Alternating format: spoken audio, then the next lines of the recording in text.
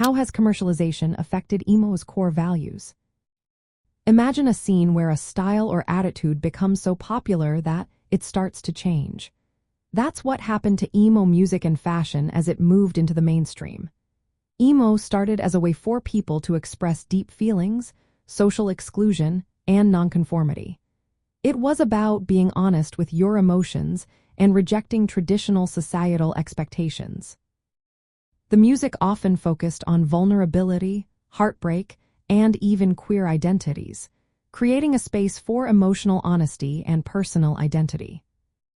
But when big companies saw how popular emo was becoming in the early 2000s, they started to sell it as a trend.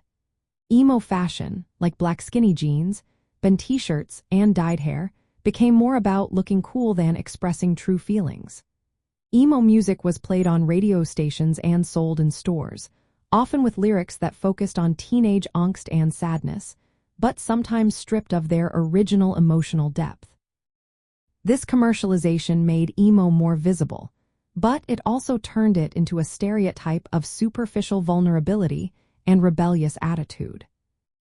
As a result, some of the original core values of emotional authenticity and social critique were watered down. The focus shifted from genuine self-expression to fitting a certain look or trend. Many people within the community felt that the rebellious spirit was fading, replaced by a commercialized version aimed at selling products.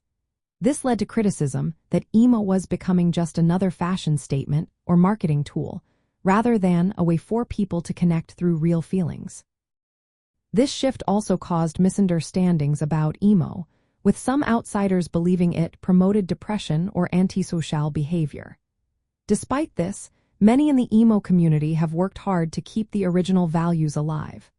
Underground music scenes and online groups continue to emphasize emotional honesty, inclusivity, and resisting mainstream norms.